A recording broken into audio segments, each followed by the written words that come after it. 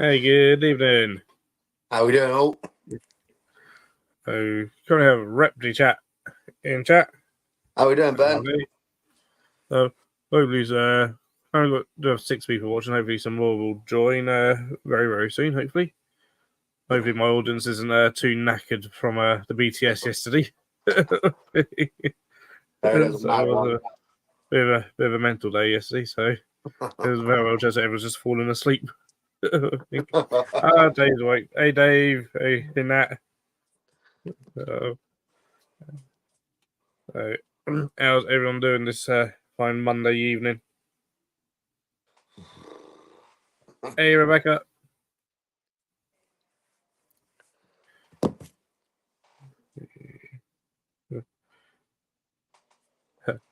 That's good to hear, Dave. That's good to hear.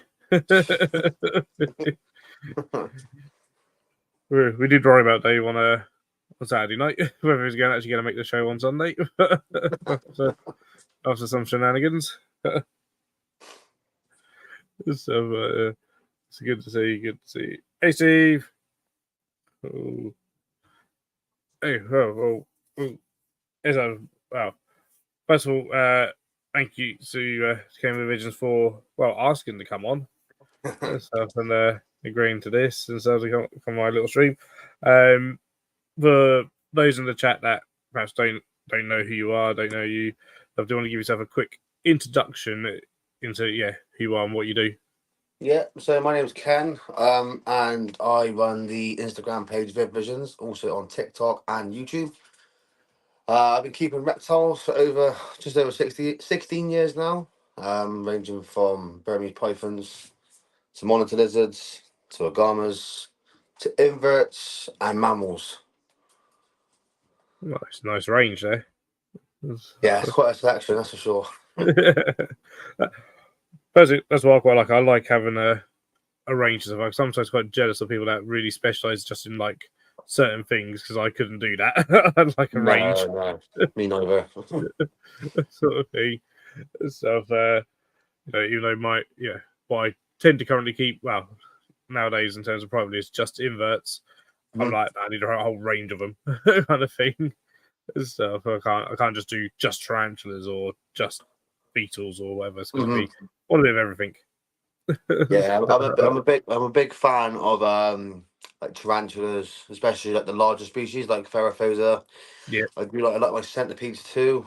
We had a centipede, and I didn't realize it was an adult and it passed away. So yeah, yeah, and like tarantulas, mantids. I like mantids a lot. I think they're interesting to me. Some people probably say different, but it's mantids are fantastic things. It's just a personal preference in it, really. I'm going to be popping your various links into the chat as we go, and if mods can also be copying those links and putting links in as well throughout the evening, that would be fantastic. So, hey Craig, is here. You say we've been keeping sort of about 16 years. What first got you into this? What got you interested? What was that spark? So my father used to breed bearded dragons when I was younger, and yeah, I kept a lot of bearded dragons, raised a lot of babies with my father, and then one day we went to the reptile shop, and funny story, I went to get I think it was a royal python as a first snake, and that coming in with a 10-year-old 12-foot Burmese python. It was like a rescue. Yeah, there's one of my mad decisions as a 12-year-old, thinking that I think that'd be cool. And yeah, she passed recently, like a year or so ago. Well, she was massive. I think she was like 18 foot. Yeah, she's a good size. Yeah. And yeah, so then it just stemmed from there, really. Obviously, moved in with my partner, and then adult money and everything just snowballed from there, really. So. Rebecca Silva is coming with again as a baby face. Doesn't look old enough to have had reptiles for 15 years. I know.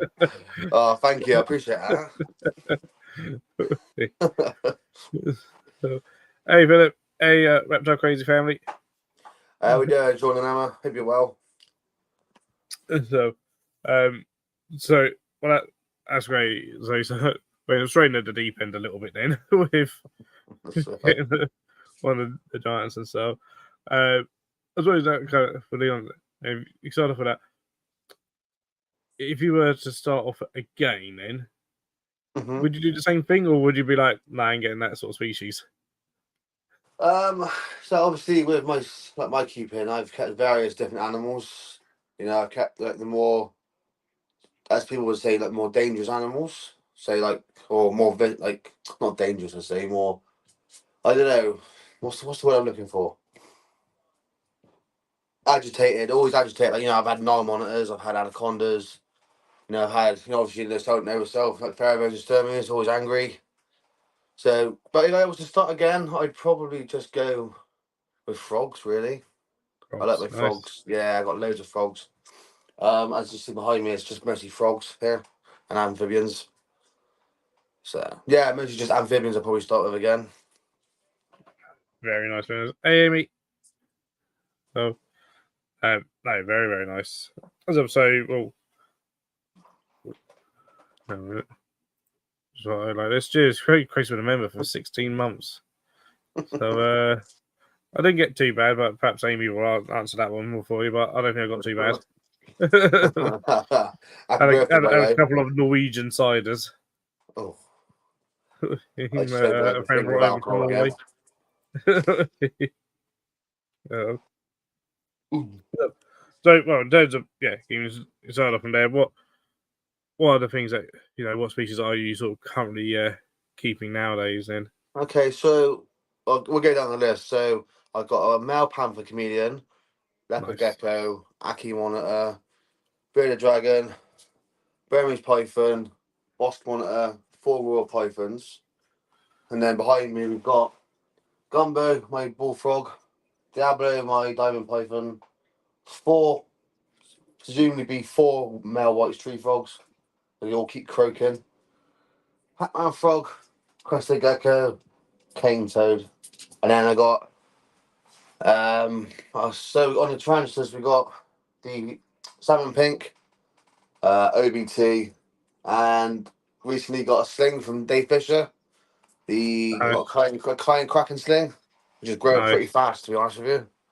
Yep. So and then Yeah. my partner has a colony of African baby dormice. Oh, nice. Yeah, it's 20 of them, and all 12 of the females got the duff. So Oh, if anyone's interested in babies, let me know, please do. so no And problem. obviously, but I can't believe I forgot this. I have the Asian water monitor diesel. No, those is picked up at the hearing of Panther Chameleon. Panthers Bear with are me. beautiful. Oh, What locale of panther do you have? It is a Ambanja.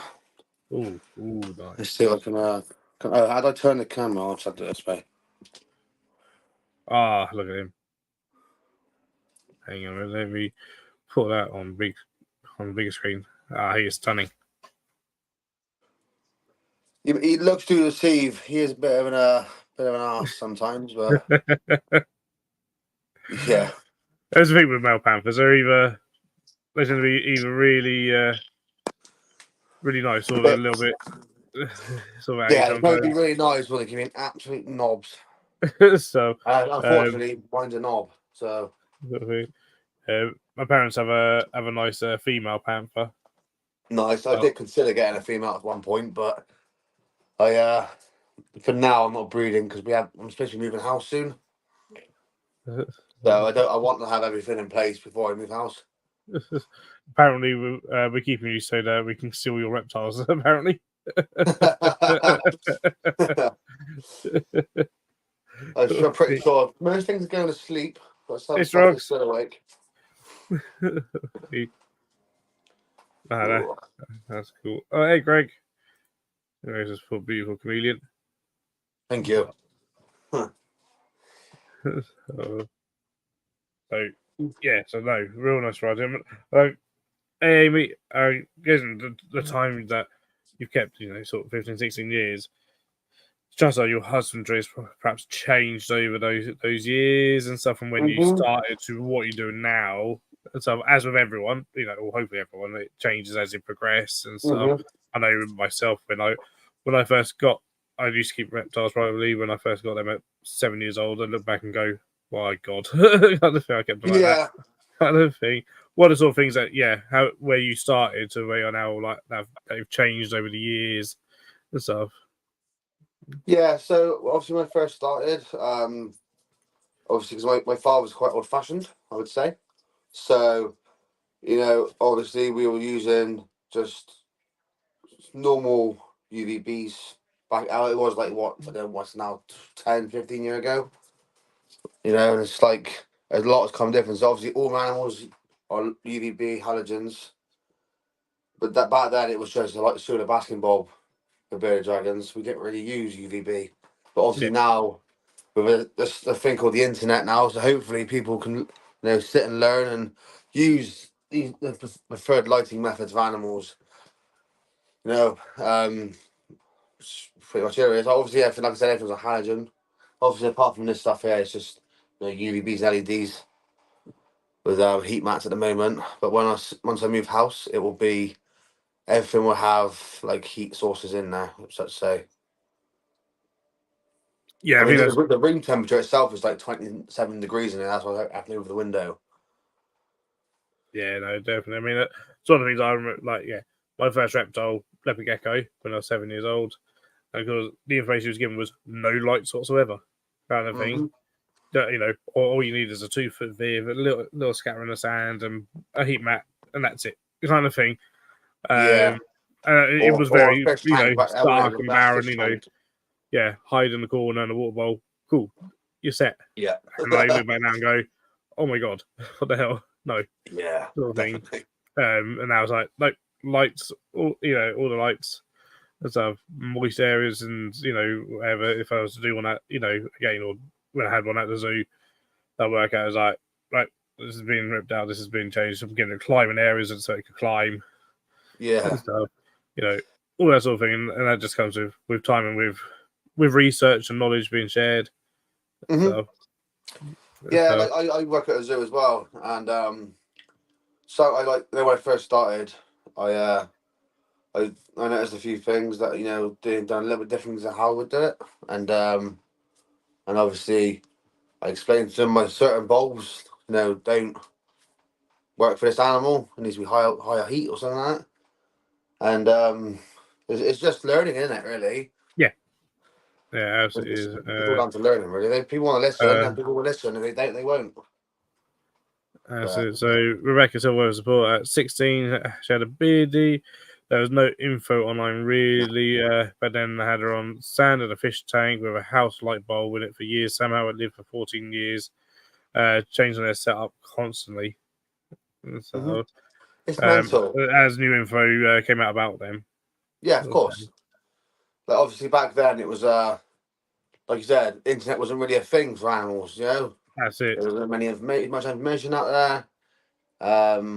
Some people still don't use the internet. Some people still prefer the old ways, and it's just like it's like a divide, really. There you go. Yeah, Steve W. He's got some beautiful reptiles as well, Steve. Yeah, his first reptile, leopard gecko, no UVB on beach ships, heat mat under the tank. It's amazing how husbandry has changed. Hmm. Absolutely is. Definitely. So, I don't, to an extent it's changed, but unfortunately, also to an extent, there is still some of that out there, and even sometimes some content out there still sharing that sort of husbandry and even promoting that sort of husbandry. Yeah, I saw a video the other day. I won't mention names, but Yeah, yeah, it was a video of a person in a country somewhere else. I don't know where it was, and they were cleaning like a rack drawer out for a snake, and they put newspaper as substrate. Like yep.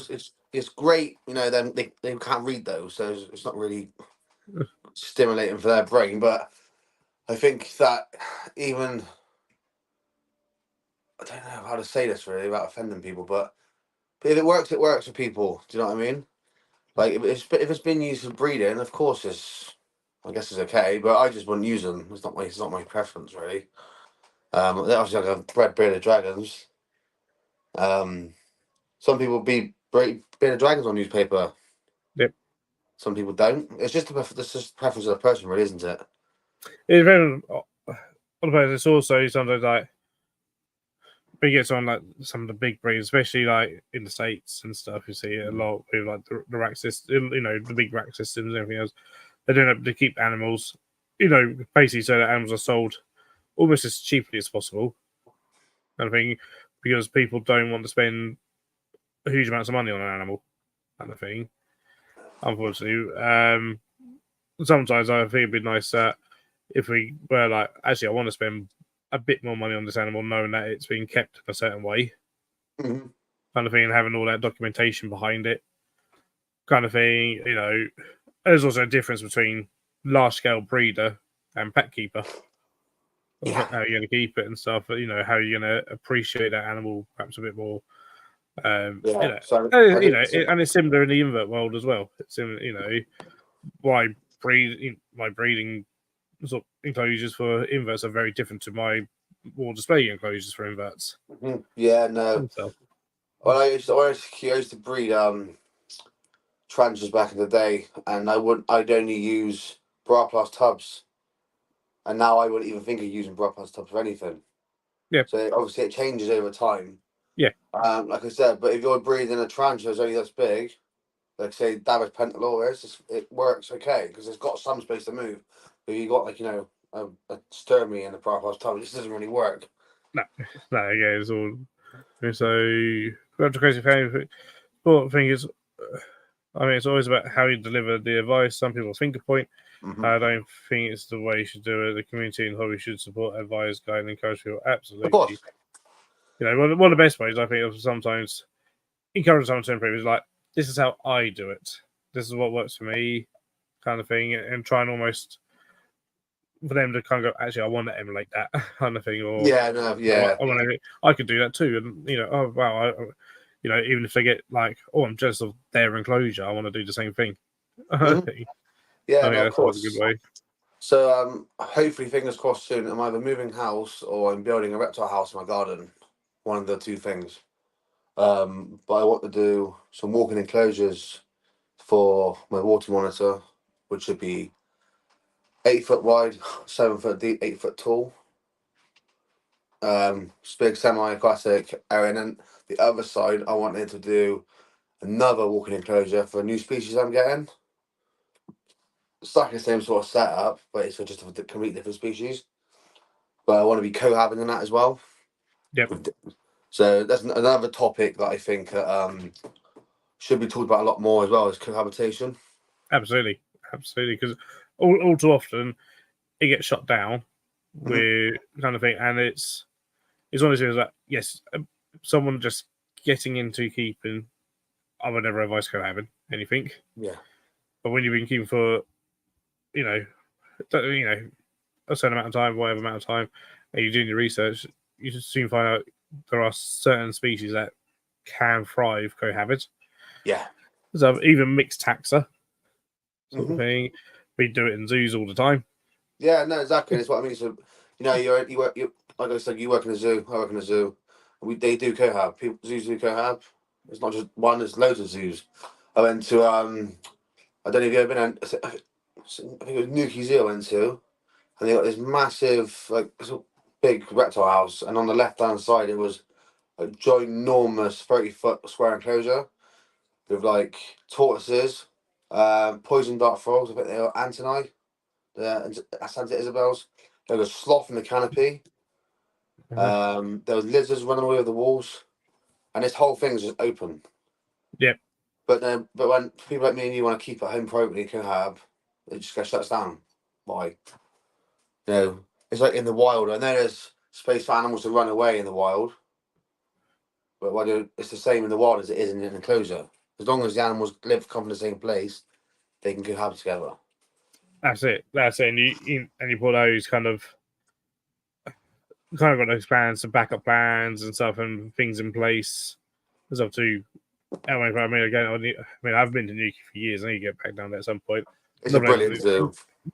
Sort of go to again is Marwell, because Marwell, I think it was this Yeah. year, reopened what was their tropical house, but as like a North African, like Morocco style kind of environment house with things like plated lizards and gammas in there, but also like hyrax and stuff, but all just in cohab together. And stuff. I think there's possibly some tortoises in there as well, possibly and stuff. And it looks absolutely amazing. Yeah. I think. I do. I've seen. There's a zoo. I don't know where it is, but they cohab with like emerald tree boas and pot dart frogs. Yes, literally. I saw it the other day at Stratford Butterfly Farm. Yeah, emerald tree boa and dart frogs on the floor, and yeah, it looks amazing. Yeah, as long as the snake, again, like you say, with a snake that big and a frog that small, it wouldn't Ain't gonna predate on bother. that frog because one, it's too small for it to eat, Yeah, and two, they obviously eat just mammalian prey, mostly tree boas and birds and stuff like that. So yeah, they that's might be it. eating a frog, but it's the wild, it's wild nature, it's instinct of the animal. Hey, but yeah, and I mean, was it years ago at an AHH conference? I like to attend there every year, and Ronan from Germany, he done a whole talk where he's cohabiting spilotes with poison dart frogs, Wow. and he shared pictures of the dart frogs eating springtails off a spilote's back. Sort of thing. It was like, Mint. you can ask for better interaction than that. I don't think that the dart Yeah. frogs are comfortable enough to basically sit on a spilote's back and eat springtails from it. And yeah, the snake doesn't care. Yeah, no, to be fair, I've had an accidental cohab before where my crested gecko lived in my panther community for 3 days and I didn't even realise it. Yep, things But like it that. was fine. Like, you know what I mean? They was both chilling. But so what I mean. But obviously that was none of my fault. Well, I left the tank in by mistake, but still, there's a lot to think about when cohabbing. Obviously, again, does the animal come from the same region, the same climate? Yep. If it does, then it should. I mean, it should work. I don't mean it shouldn't work. But obviously, again, like you said, it's down to the individual animal itself, not the species. So you could Yep. have it. Say I was thinking about like collaborating my diamond python with my white tree fox, Oh, nice. but again, white tree frogs do get big, Yep. and the snake would probably eat the frog. But if it was dart frogs or smaller Australian frog, then maybe. But it's just doing the research, then doing more research, then more research. That's it. And continuing that on, even if you get to the point like, yep, this could work, you're still researching throughout it and continuing. And so it's always research, and having that backup plan of in case something was to go wrong. And so, but always doing everything to make sure that, or hope that it doesn't go wrong and stuff. And there's certain things we can't always kind of expect or predict. Yeah. So that's all part of it. Yeah, no, exactly. And this is what I mean. People should be doing this more with cohabitation, experimenting, seeing if it does work. I will probably be doing it soon, but it'll obviously all be revealed later in the year, as I haven't actually got the animals yet, so I'm still toying with the idea of even doing it, but we shall see. No worries, Amy. Hope back's okay. Yeah, so he just thought he had an escaped morning gecko living with his royal python for a few days. Doesn't know how she got in there. I think I've still got morning geckos running around my house at the minute. I can hear them chirping. I can hear something chirping. I don't know if it's a cricket or the morning geckos. Somehow Rebecca managed to lose an adult bottom monitor once. I don't know how you do that one. But I think it turned up again. Yeah, like I said, things happen. We're not all squeaky clean. I mean, I've had, dormice, the African dormice. They love escaping and running off. Like I remember one night I fed them, and So they were in a 1945-90 Exoterra, and it was obviously because they like to climb on the mesh on the top, and that's a weird looking cat.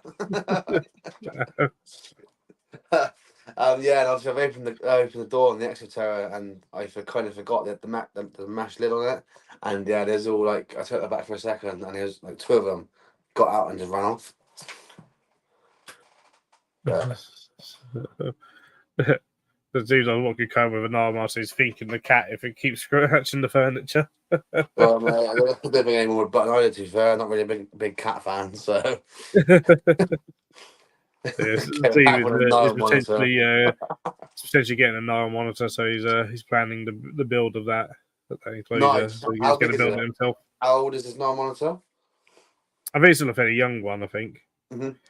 a mutual friend of ours that has it at the moment, sort of thing. It was like, yeah, kind of Not working overtaken out. it, and it's all like it's getting a bit too big, and they're like they can't use it for what they do, like all the they've got an AL, so they do all the displays and stuff, and they're like, yeah, we can't really use this. I was like, no, it's Nile. It's Yeah. not Nile, yeah. the ideal candidate for that sort of thing. But I call I made up an acronym for Niles. It's not ideal for learning education, but no. I've had a Nile. And to be fair, that was my first monitor. your Which is first pretty. monitor was a Nile. Yeah, Ah, yeah. I mean, he was alright. I mean, again, he was only a young one. I had him for a good year and a bit. I think it was my first actual reptile apart from my bearded dragon when I first moved house with my girlfriend's. And yeah, it was chill for the most part. It's not a morning lizard, if that makes sense. So if there's anything before midday, he'd attack you. But in the end, he went to someone who made him like for a lizard that's this big. He had like a 9 foot enclosure to just live yeah. in. And to be fair to the bloke, he knocked it up in a few days and said it was ready. I still get to see it now and again, like but Oh, no. sometimes if the animal doesn't fit for your collection and they have to go. But because obviously I work constantly, there was no time to work with the lizard himself.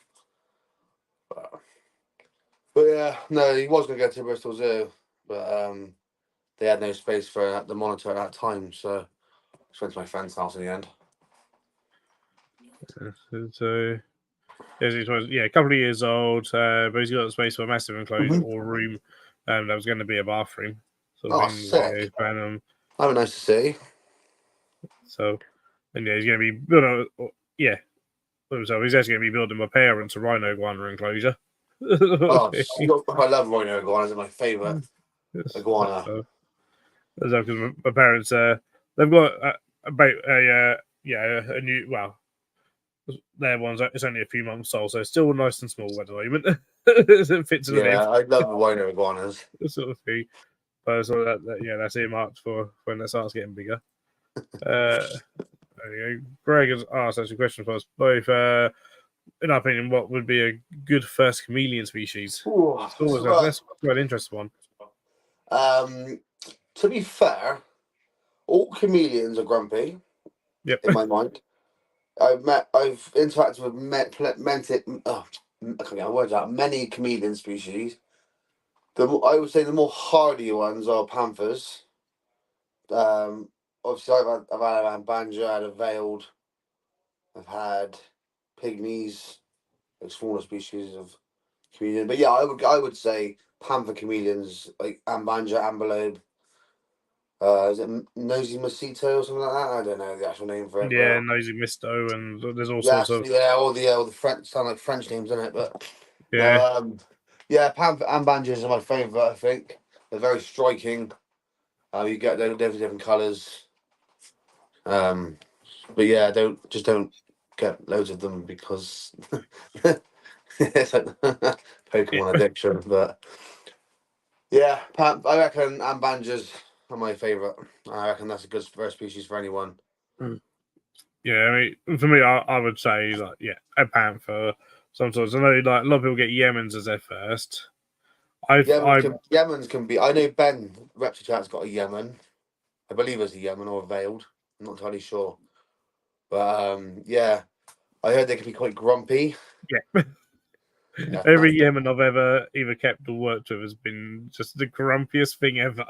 Luckily, the one I had So, was I had a Yemen for. I looked after it for a couple of weeks. I was trying to find it home, and it was okay. Came up to you, tried to climb onto you, but obviously I didn't have time for it to sit on my arm all day. for me, it's like as youngsters they seem to be fine, but as when they get sort of that adulthood, they're just sort of like No, just get you full of just look at smack, them, they're don't like, no, stop looking at me.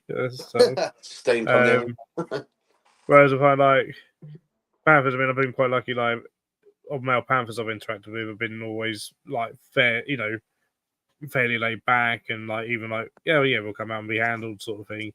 Mm-hmm. Whereas female, no, doesn't want to know, and that's fine sort of thing. She doesn't come out, she'll come out sort of to the front to be, for food Mm-hmm. sort of thing. She'll do that, but it's not one for going on. No, So, yeah, same as mine really. So Rebecca said her Yemen was super friendly for its whole life. you And were this is it, very lucky. every single one's individual, as we said. Yeah, so my panther, he's very food orientated. So if you got food on the tongs, he'll come Yep. and say hello. But you'll try and interact with him, and he'll just hiss his mouth, gape his mouth open, and then try and run away. So I just leave him to his own devices. He knows where his basking lights are. He comes up and basks, and yeah, he'll go to bed. He'll just sit in the same spot all day, pretty much. But when it's food, I do try and coax him out just to get some social aspect. But yeah, That's it. comedians are okay in my mind, but I just won't get any more. Yeah, no, great. This one, it'd only be one. He's not even sure he has the space for one, but has always wanted one, sort of thing. So, Yeah, they are lovely. I'm not trying to put anyone off, but if you want an animal you can interact with, I would probably suggest something like maybe a bearded dragon, Aki monitor, something under those fantastic. lines.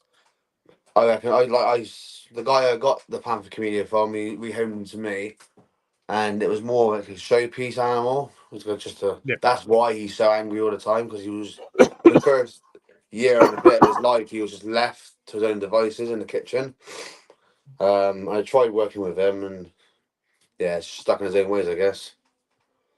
That's it, and that's what happens. I mean, I've worked with Panthers, I've worked with Vales or Yemens, I've worked with Jacksons. Mhm. And Jacksons can be, they're very much like nope, stay away from me. Kind of thing. Yeah, I would love to Uh, keep Jacksons myself, but my room is too warm for them. yeah, they do like it quite a bit cooler. Yeah, it was either I was going to go for a hot dependent species or cool dependent species. Like obviously, I've had red-eyed tree frogs as well in the past. They didn't do too well. I don't know why. Still trying to work it out. They have all now passed. So it's just trying to get the right balance of animals you want to keep in it, really. That's it. That's it. And sometimes these things can even change over time. Yeah, definitely. I've had animals come and go recently as well. I've had the frogs. Obviously, them frogs come. I've had animals come in, like you said, the normal has come through and stayed there for about a year and then left. Again, it's getting experience in it and seeing that animal's right for you. That's it. That's it. And sometimes, you do not know until you give it a go. You think an Exactly. animal is going to fit and you think it's going to work, and then it doesn't. So it's always so it's always good to have these avenues that you can go down if an animal isn't quite right or doesn't, isn't what you think it was going to be. Yeah. Because with all the research in the world, sometimes it's No. only when you get it that you then go, ah. It's what I mean. So obviously, like I was a big believer in research. After research, I did this before I got the NAR monitor, and it's like it turned up, and it was like, "Hi, I'm an absolute arsehole." Do you know what I mean? Just Yep. kicks off, and then you don't know. All this research just goes out the window, doesn't it? If you Yeah. live learn, it's a lot better. obviously I had no really aspect. And also I got the Asian water monitor. Didn't really know much about him. Did a bit of research, but I didn't do too much. And yeah, he seems to be thriving. So I do want to get him a bigger space to live in, really, with more water area. Really, seems to spend a lot of time in his water bowl. I guess being an Asian water monitor, but Yeah. That's it. Oh, right. On to things. Well, in terms of sort of social media, you say you mainly do sort of Instagram mainly. mainly Instagram. I do a bit of TikTok when Yeah. I remember. Yeah. Same here. I've been doing YouTube for about. I think my first video was in like November. So yeah, we're doing quite well on YouTube. Well, I've got 126 subscribers so far.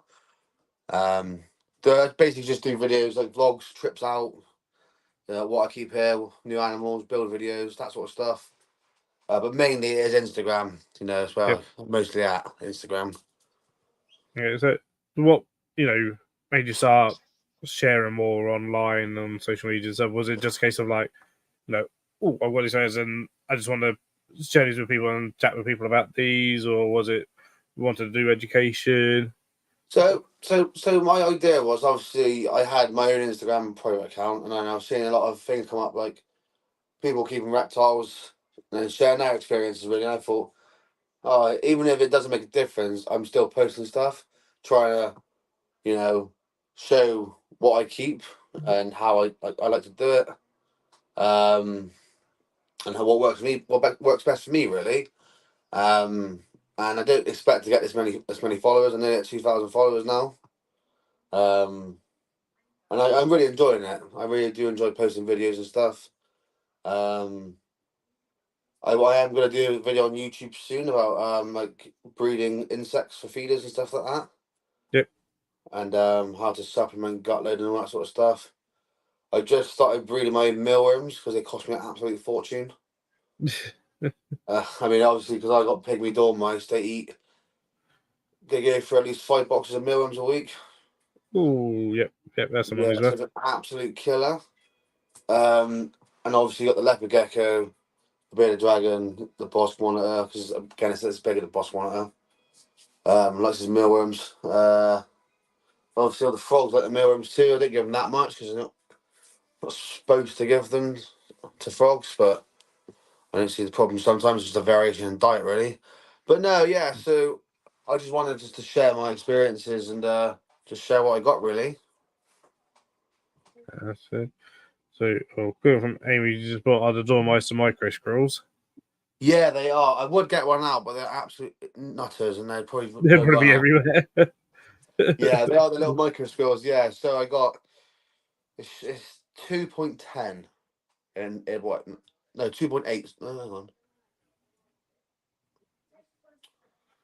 Yeah, it's right. Yes, 2.10 it is at the moment. Obviously, then more with the babies coming. So I'm waiting for them to drop babies, and then I've taken the males out now. They're in two separate tanks at the moment. So I was just waiting for babies to drop, and fingers crossed the mums don't eat them. Yep. Yep. Um, it's kind of hard. So I don't want to separate because they are communal species in a sense. They do fry, they do sleep together, they fry together. But again, the males, as rodents and stuff like that, they will eat the babies to try and mate again. So I don't really want the males in there, but Yeah. the fingers crossed we get a good first six because they are ex breeders for an old shop. So fingers crossed they do parent well. But yeah, they are lovely. They are sweet.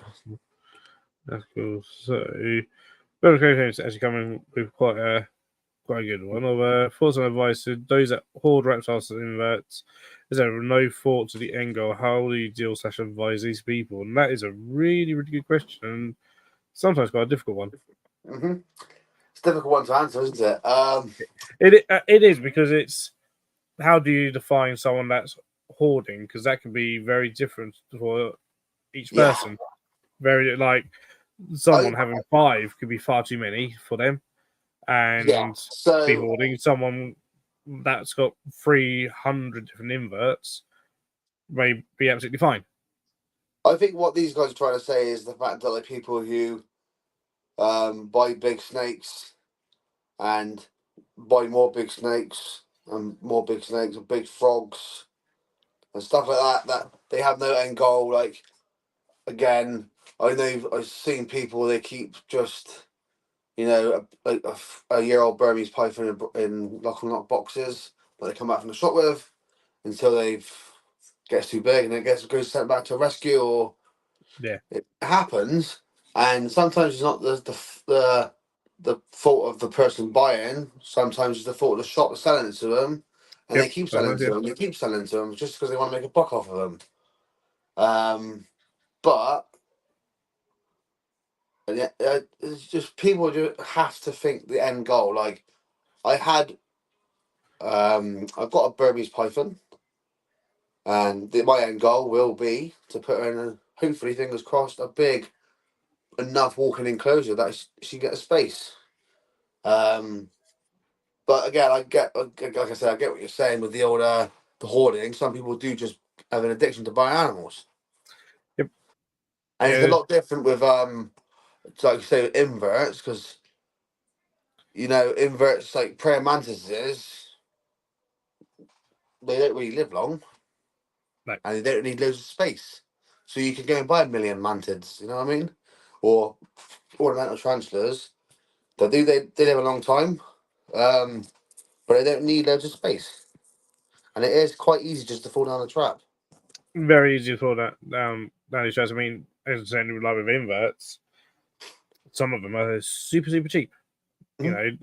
Literally, literally at a show yesterday, you can walk into a show with £50, £100, and come away with potentially 50 to 100 animals. Yeah, no, of Kind of course. thing, potentially. I went to the Taunton Invert show. I think it was in February. I can't. In February, yeah, I was there. Yeah, and I was looking around like I was looking for a because I just got the female Sturmy at the time. She was ready to breed as well. I was looking for a male, but as I was looking around, you could like pick up a tarantula for like a sling for £2, Yeah, yeah, or and or centipede, which is I would say they're brilliant animals and they're very interested to watch eat stuff. But if that got out in your house, and yeah. I your mean, pet, you live with your parents, they wouldn't be happy, would they? I But love centipedes. I mean, mm, sneak preview for my next video. I got a Scolopendra Dahani yesterday, tenner yeah, for a nice sized Dahani, 10 how quid, much? 10 quid. There you go. This is what I mean. But, but that was that was planned of me. I've got a specialized centipede tank that I want to do up, and no centipede in it at the moment. And actually, a company I know, sort of do bits with, come up with a new substrate blend for centipedes Yeah. and stuff. So it's all like goes part and parcel. So there's that sort of thing. But also there's that feel of like where someone could just see that and go, "Oh yeah, I have that for a tenner." No, yeah, exactly. So obviously, um, I went to the IHS show last year. I think it was in where was the last IHS show? Not the is it the Magna Centre? Oh yeah, up at Rotherham, yeah. Yeah, Rotherham. That Yeah, was it. That's it. And then me and my partner were walking around and we've seen like this 10-year-old girl holding a baby retic, and but yeah, like it's not the child, is it, or the parent? It's the person behind the table selling it to them. that's it. That's it. Yeah. And nowadays, you don't know what is like a super dwarf to a mainland because again, No. they're really small, um, and they potentially they are like the longest snake in the world. So you do need massive space. Yeah. Um, like people ask me all the time, "What's my end goal with the monitor?" It is a walking enclosure. I always thought it through, and then I did it. I got the animal, and I'm planning it now. It's going to cost me over £10,000 to build the shed, but it's what we got to do. It's an expensive hobby, but It is, yeah. I think it's a quite expensive hobby, and sometimes when it comes to like, okay, kind of to perhaps who hoard and stuff, sometimes the shame is where people, especially in the reptile side, because inverts you can do, they'll thrive in very cheap enclosures. and sometimes it actually do better and cheaper enclosures than expensive enclosures sometimes. Mhm. But on the reptile and amphibian side of things, what it sometimes shows out where people will happily spend hundreds of pounds on buying the animal, but then only want to spend 20 quid on the enclosure. No, yeah, I know. Kind of thing. You know, I like, I want to enclose it as cheaply as possible rather than what's best for the animal. Kind of thing. luckily, I obviously as I work at the zoo, I if I need an enclosure pretty quick or I need to move something to a bigger size, they usually lend me an enclosure. But again, like with the animal stuff, like you can go on, like say with the inverts, it's easy to just go and buy a spider off the internet and it gets delivered to your front door. Oh yeah, absolutely. It's the same with I guess with reptiles as well. You can get like you can buy an animal from a shop and it's couried to your door the next day. So it is mental. And so it's that in a way of like, you know, the reptile and amphibian side is certainly a lot more expensive in terms of setup Hmm. than inverts. Because like, yeah, for any kind of reptile, you know, if I moved over here and I moved somewhere where I was then perhaps able to keep reptiles again privately or amphibians, I perhaps want to, but that would be a case of like, you know, not just being able to go out and buy. I was like, right, think of the lighting, think of all the electricity costs involved with that and stuff, and you know, and before adding on any other single one, Hmm. in the side of things, don't think about that at all. Because Yeah, most of them require kind of similar heating to each other, so my flat's just heated.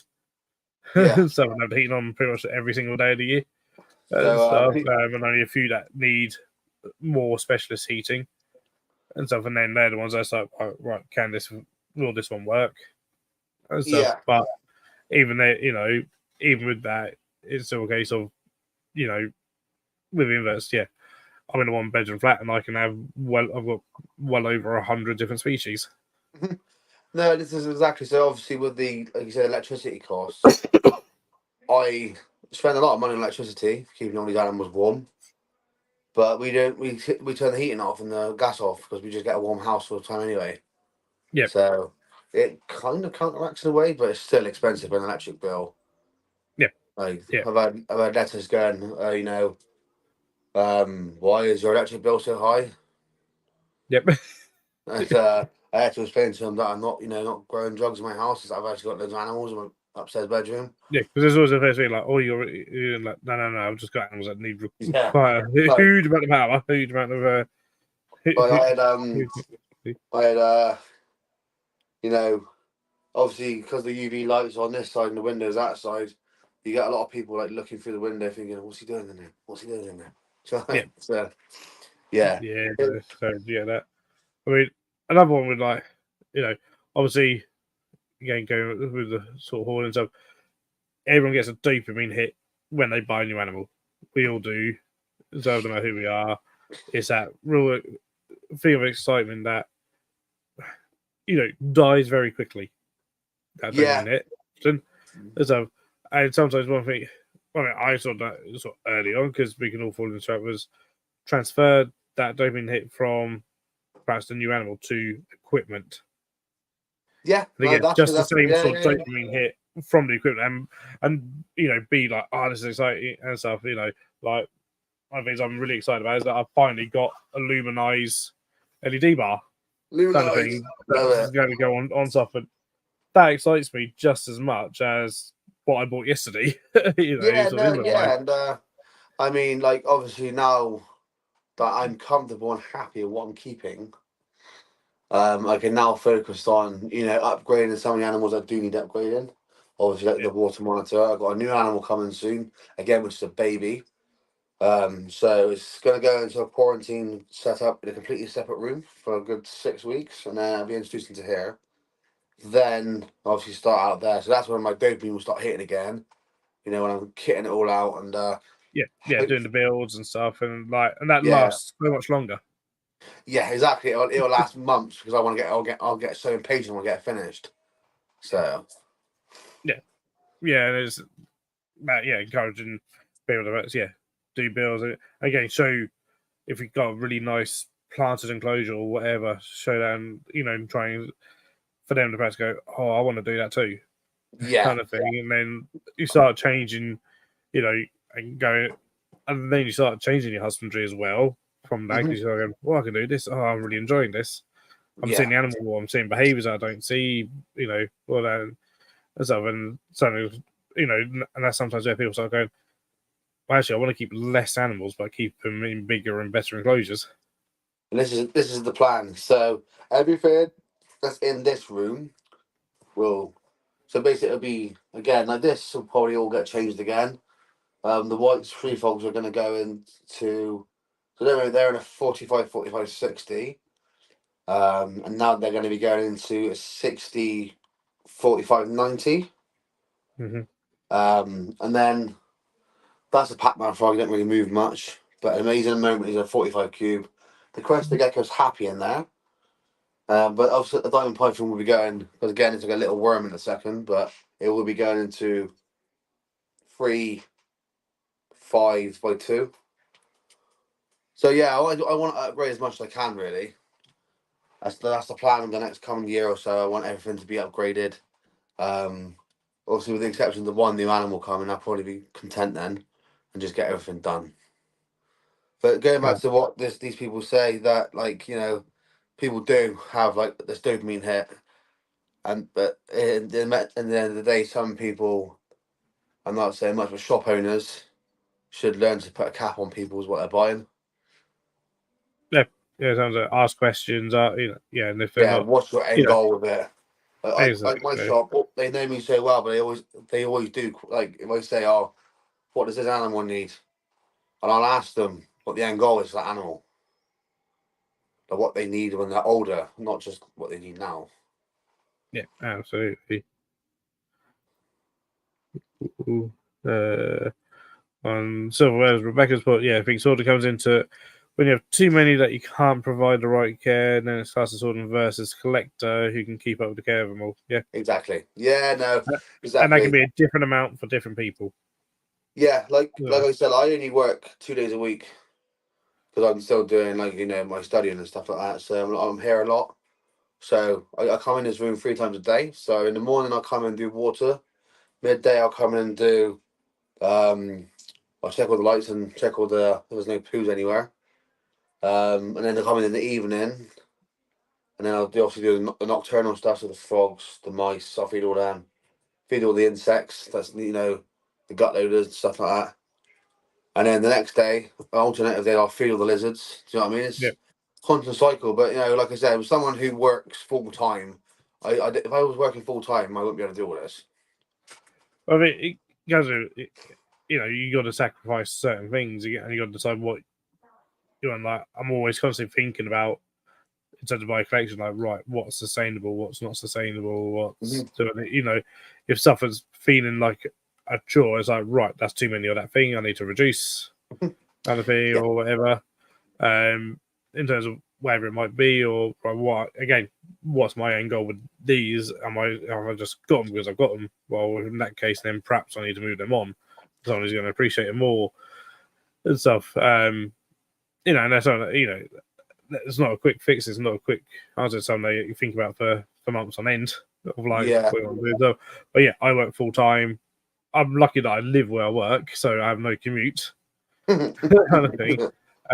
At all. I finish work and 20 seconds later, I'm in my flat kind of thing.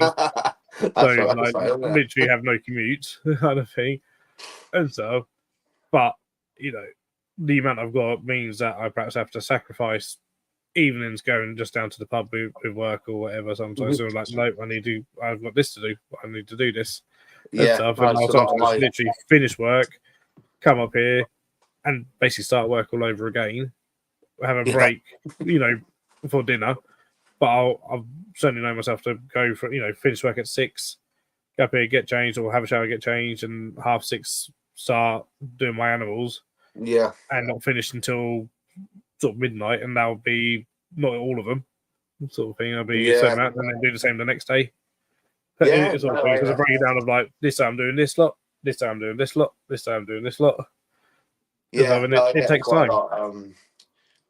My friends, I got friends who don't keep reptiles, and like that side of my friendship group, they go, oh, was it they're just animals.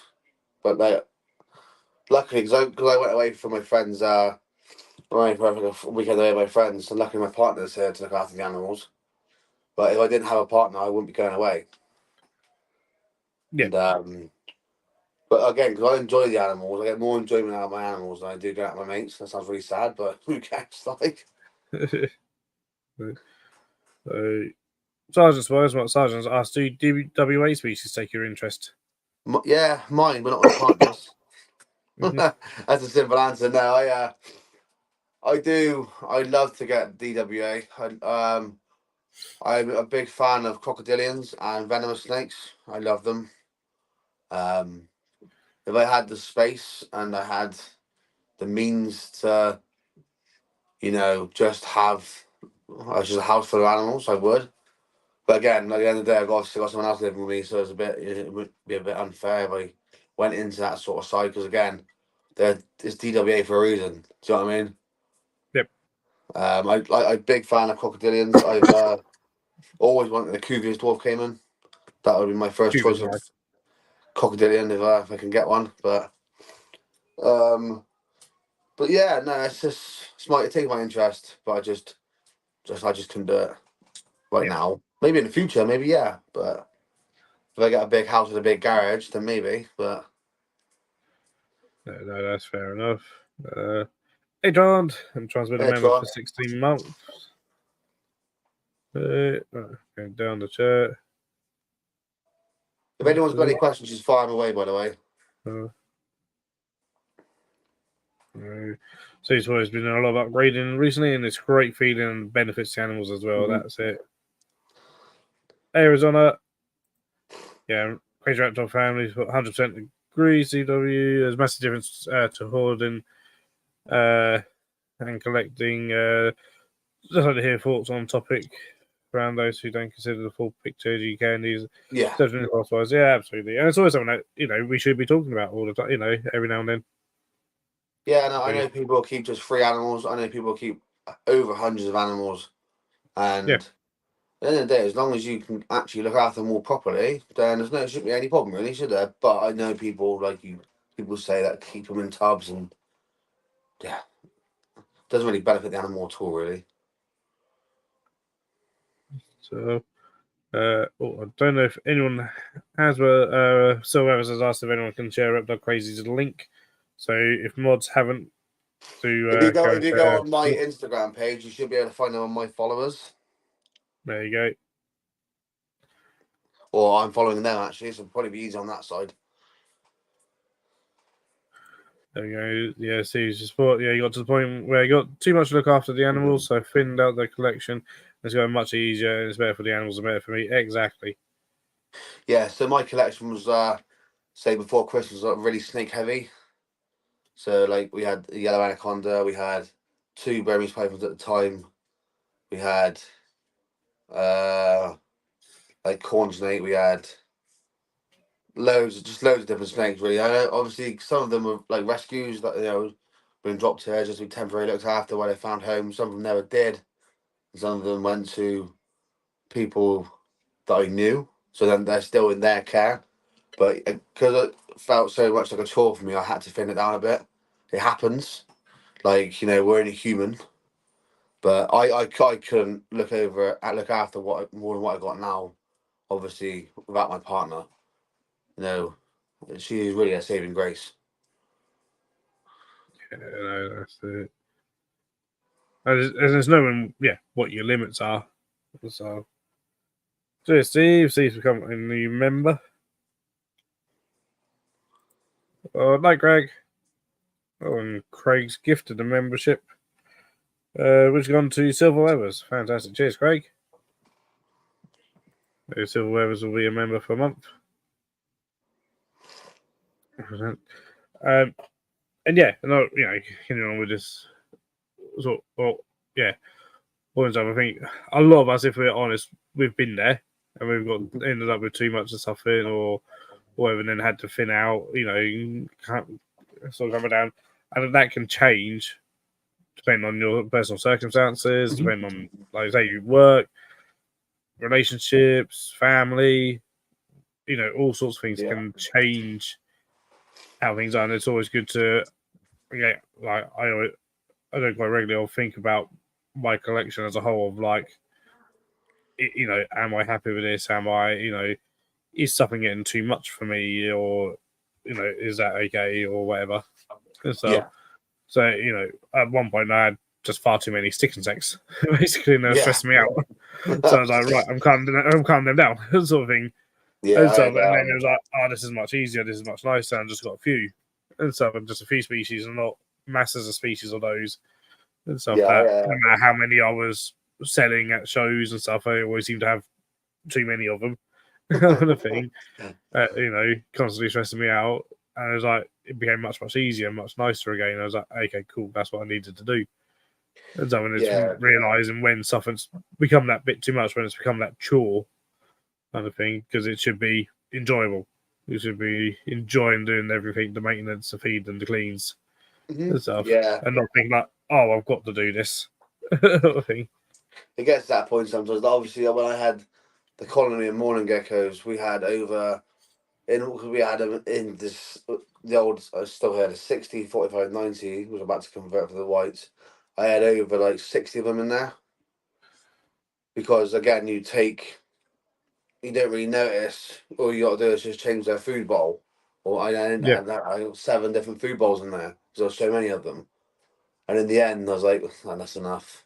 But that was when everything else was fine. But obviously, when you're spot cleaning over 60 lizards' poos and one like on the glass, Gets a bit much.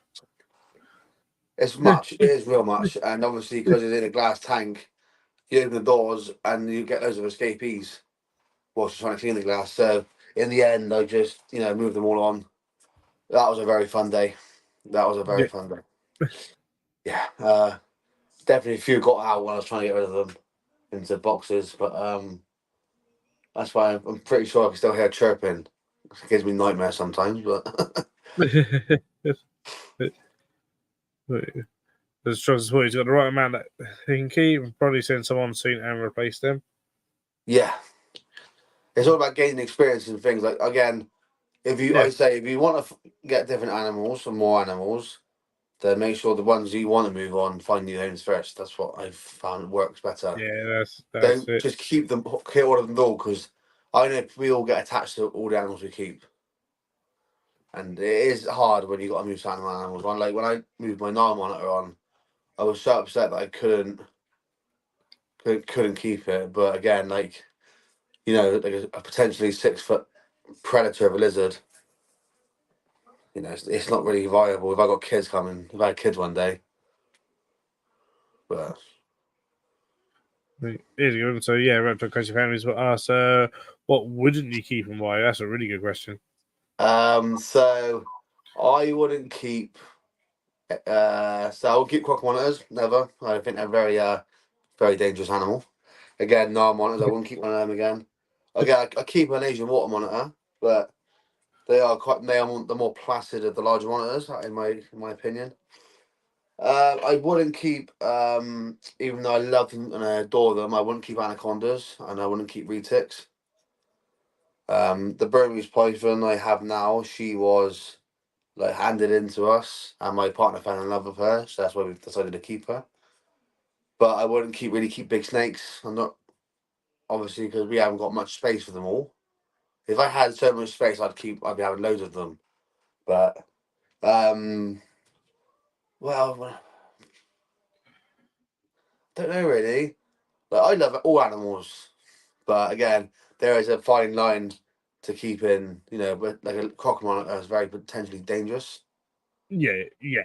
Yeah, croc monsters are something else. I don't even think they belong in zoos. If I'm honest with you. Like, their teeth on them is Yeah, just, oh, God. mental. Like I was showing my dad the other day a picture of a skull of one of them.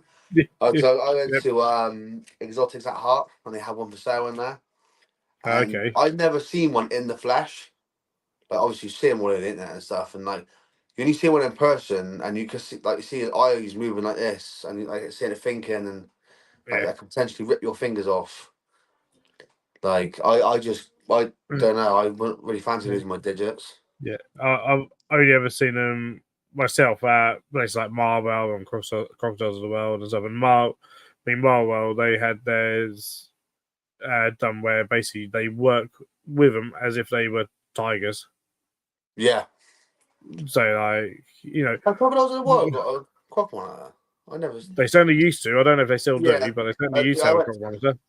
I went there for my birthday last in December. I didn't see one then, but I did see the size of that Asian water monitor they got there though. Yeah. Absolute unit, mate. Yep. But yeah, I wouldn't keep like a crop monitor. I wouldn't keep any venomous. Only just because of the fact that they can potentially dangerously kill you. Um, and I admire people that keep these hots and stuff like that. Kudos to you if if you lose your fingers or get bitten and die. But yeah, I don't know. I just want to keep big stuff like retics and anacondas, and I certainly want to keep berms again. Um, yeah, not really. What about you? But it does, obviously, my kind of different one because, like, it would go, I'm really only keeping inverts privately nowadays. So it's almost instead of going for things that like I wouldn't keep these because of how big they get, or this is more a case of that's like, well, as you saw for sale, it's the Cypherium Neptunus giant emerald pill bugs. Look amazing, but do terribly in captivity. Yeah. So it's like things like that where years ago I would buy them, and and only literally in captivity they tend to only last literally a few months, and it's like, and nowadays it's like, what was I doing buying that? There's not anywhere near enough information about it. We don't know what they need to survive in the wild, let alone to survive and then thrive in captivity and stuff. And we still don't know, kind of thing. Really, there's theories, but nothing's proven. So it's like, well, I don't know the fact that they were just there being sold to anyone who wanted to buy them just because, like, oh, everything. It's like, no, they. I don't necessarily agree with those being kept until someone can literally go, this is how we keep it, this is how it breeds, we can captive breed these, da da da da da. We don't need to take those from the wild to fuel this trade part of it and stuff that where they're just dying within a few months kind of thing. So like things like that I don't keep because I'm like, I don't know enough about them. There's not enough information out there. I don't have with everything I don't have the time and I've had some of the resources, but it's the time that I don't have to put into experimenting with a species like that to try and get that breeding. Mm-hmm. And so I'd rather see what if there's people out there that could do it, or just not have those in captivity whatsoever. Yeah. Myself. And there's a few species like that in the invert world. I'm like, yeah, perhaps these ones shouldn't be kept. Yeah. I owned a Ferrophosis female adult. I bought her from a shop. She was a gargantuan tarantula. She did pass away. I don't know, still don't know why. But it was like she had like an abscess on her abdomen when she like molted. It came through as for a molt. And I won't keep one again for the simple factor is that the hairs that they flick are very irritating. Yep. I found that out when she'd passed in a setup, and I moved her out with a pair of gloves, and obviously because she passed, all the hairs just fell out everywhere, and I didn't realise until I took my clothes off and it's all stuck in my hands, and then my hands are itch. They still itch now, but yeah, it was really irritating for about a good 3 weeks after that. Yep. Yeah, so I wouldn't keep tarantulas again. I'd keep like the small stuff like I got Nubi T, Kind Quack, and I'd keep salmon pink because it was my first ever tarantula. But I wouldn't keep the large tarantulas either because they deserve to live in the wild, really. I think. But That's it right. just I mean, I've depends on the got keeper, really. If you can give it a large setup, then maybe. But yeah, don't I mean, I've got young Parafosa blondie and young Parafosa apophysis Hmm? and stuff that the young ones that they kind of know when it. I mean, my biggest one, which is an apophysis, is nowhere near adult yet. Sort of Yeah, thing. no, the thing is, because obviously I didn't, like I said, it was my fault. I didn't do any research. I seen it. I was like, yeah, I love this spider. It's massive. But I didn't really know like, the attitude they can give you as well. Yep. Yeah, she was constantly rearing up at me, hissing. I never knew a tarantula could hiss as well until yeah, that's she pretty hissed like at me. yeah. I was like, wow, okay. But yeah, no, she was a lovely tarantula. But I just wouldn't keep one again because I don't think I'm equipped to look after something like that. No, that's fair enough. I think with something like, especially with things like the South American tarantula, especially things like Ferrofosa and even like Pamphobetus from Ictopus and stuff, your giant spiders with those contain hairs, some people actually get really sensitive to those and Mhm. even become allergic to them. And so there's even Yeah, tarantula teams that are just like can't even go into the room, the same room as those sorts of spiders because they just start itching straight away. And yeah, so then they just keep the old world ones instead. yeah. I didn't even know there was such things as old world and new world. This is until I could say a good 6 months ago. Because obviously I've kept loads of different tarantulas over the years. I just didn't know what the difference was between the both until Yeah, I was actually someone actually explained to me what it was. that's it. Well, hey, Leah, my hierarchies. Oh, had a busy day yesterday. Silence Spiders about Silence has become a new channel member. Thank you, Mark.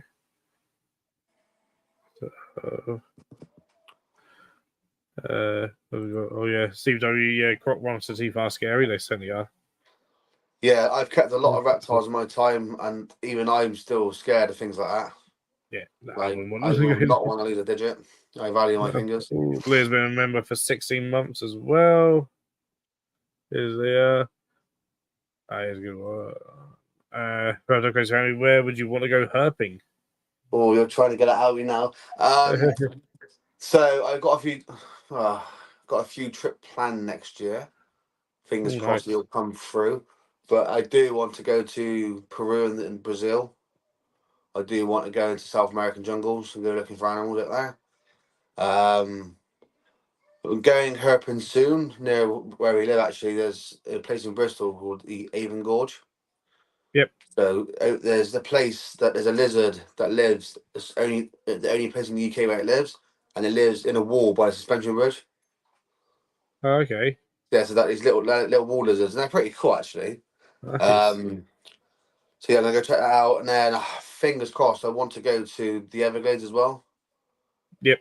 So so obviously once I get all this sorted out and everything's been paid for and upgraded, then I'm probably gonna go looking into going abroad and into the jungle and stuff like that.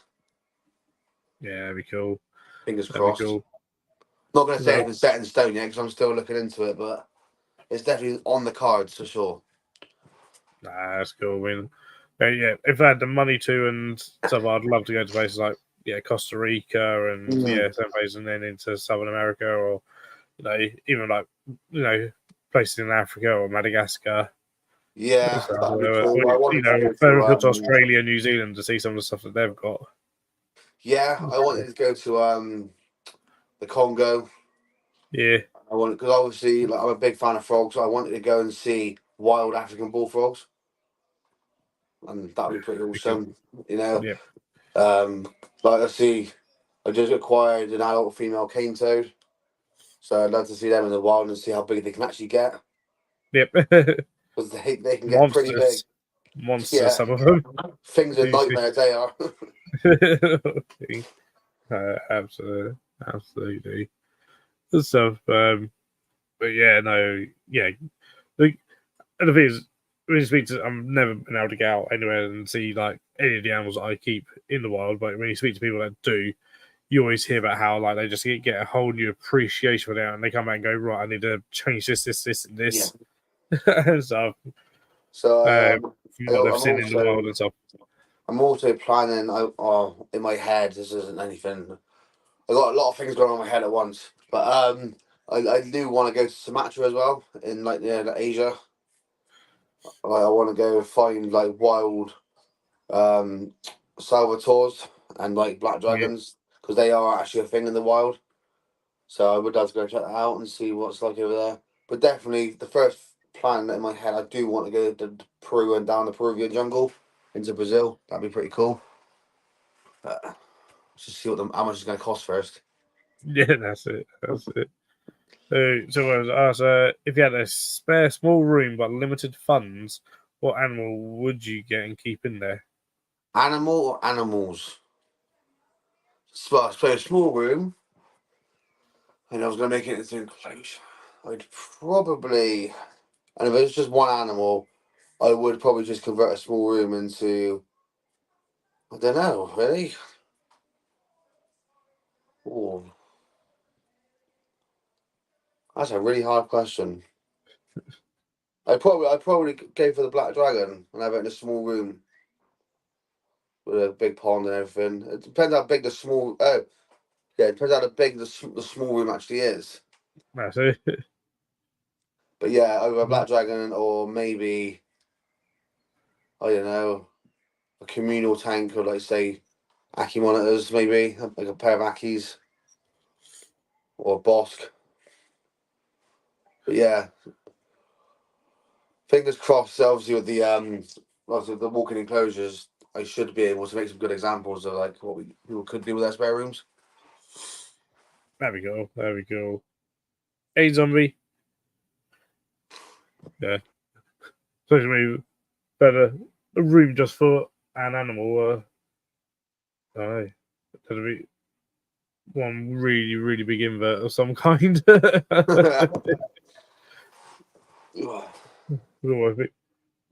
Some giant beetles or something. Yeah, I was looking into I was looking at beetles the other day, and there's this beetle. It's like really. I think Louis Bell's Jungle picked one up yesterday. It was like a shiny green metallic color.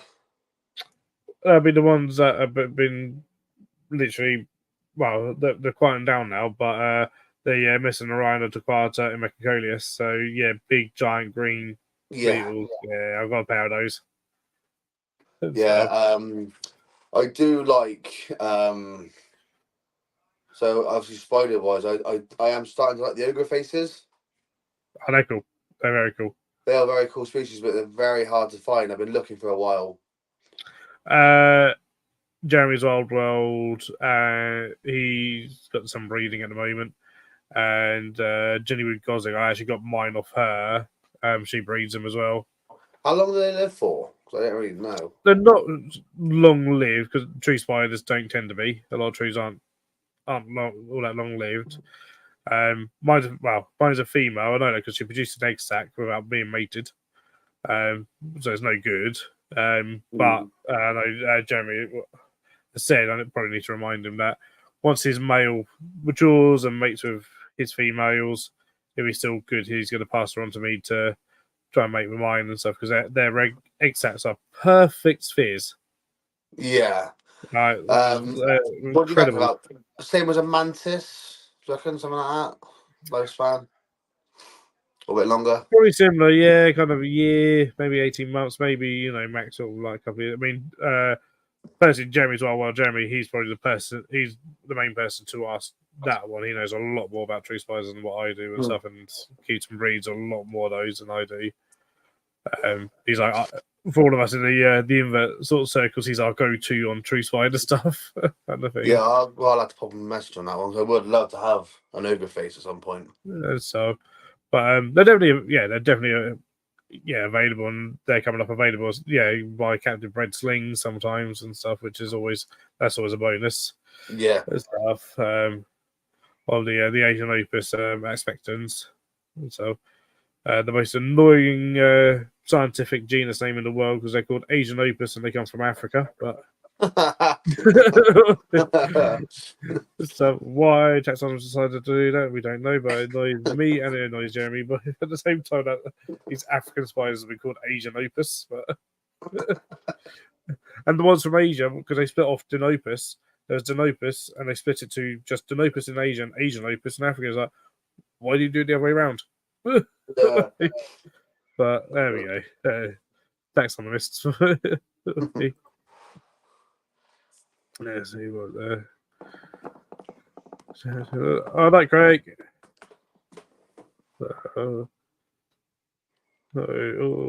Zombies. Well, then Bournemouth has some wild lizards and scorpions in Kent. There's only are scorpions in Kent. I think there's you have to have scorpions in some other places as well, not just in Kent. So, boom. Crazy family. Both of us. What's your favourite animal you get to work with? So That's at home, it would be the black dragon. Obviously at work, it would be, can't say much, but I work with like Veronica McCrae. There's some I do a lot of like invert stuff as well. So Lord Howe, all this, all basically because at the moment because people do mostly conservation stuff, so desert wall spiders, all that sort of stuff. They're like Bristol Zoo like, at the moment. They're like, leading the head of the deserter breeding program. Yep. But yeah, I do like the McCrae more. They are my favourite. Obviously, I love lizards, so McCrae I'm are more stunning. Yeah, obviously, I can't go into much detail, but yeah, they're absolutely amazing.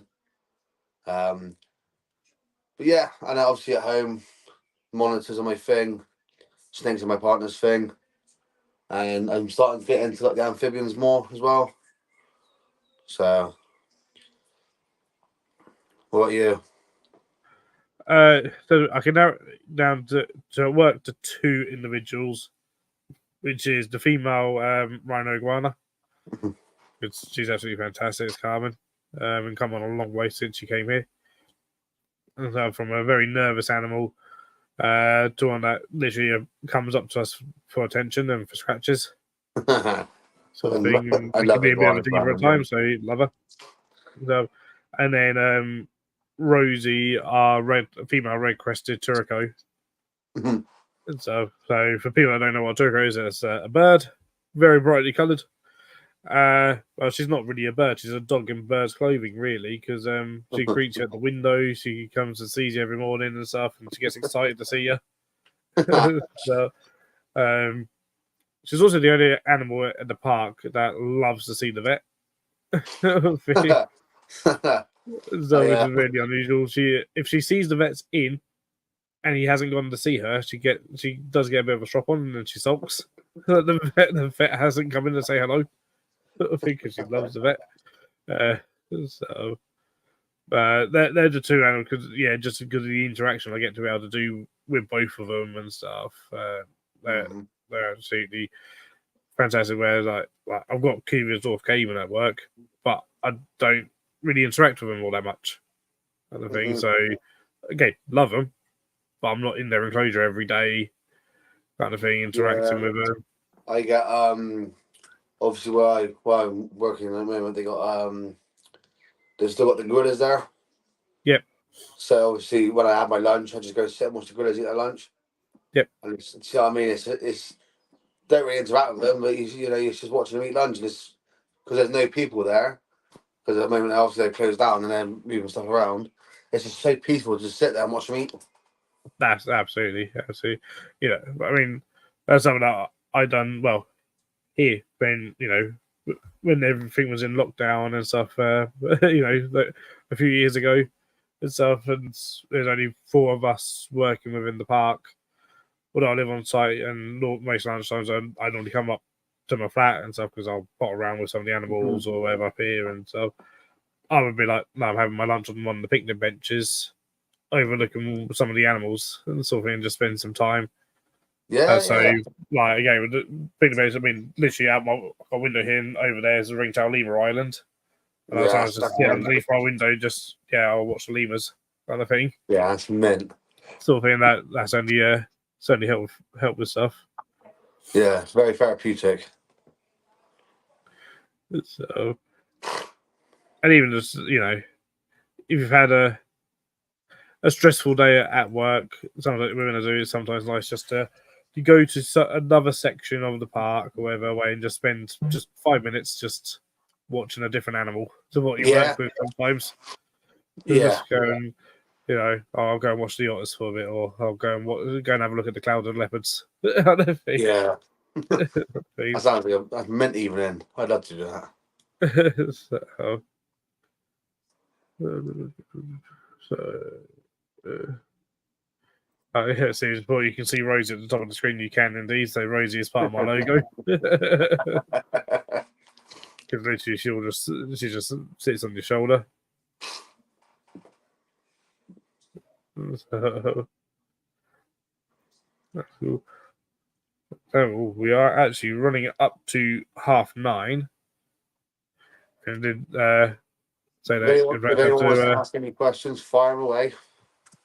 sort of potentially have to sort of a little bit sort of well, we both had some busy weekends. Yes. Different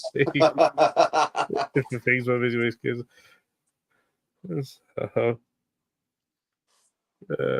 Geez, I love watching the capybara playing in the water when it's sunny. That's always quite a nice thing to do in the afternoon. Just watch capybaras Oh, swimming. if I could own anything and just have one thing, it'd be a capybara.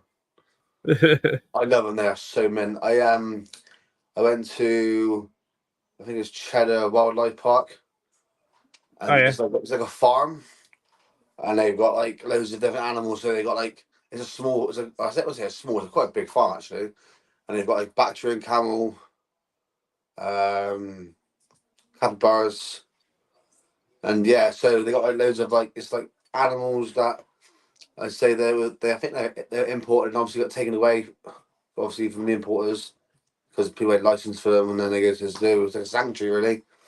And I never knew a capybara skin was so rough. yep. Yeah, but the thing you learn these things every day, don't you? They look nice and soft on the screens, but they're really not. No, really It's like a crossfire, tire really with hair. wiry. It's like a tire with hair. So there, yeah, we would do like experiences with the capybaras here and stuff, which often I end up doing. And something like sometimes people are like, oh my god, they're a lot rougher than I thought they're going to be. Like, yep, yep, Yeah. they're not soft. Pretty random, but I love tapirs. Tapirs are fantastic. Yeah, they are But awesome. wouldn't mind Tapirs. working with orangutans. See, for me, I wouldn't want to work with some of the larger apes.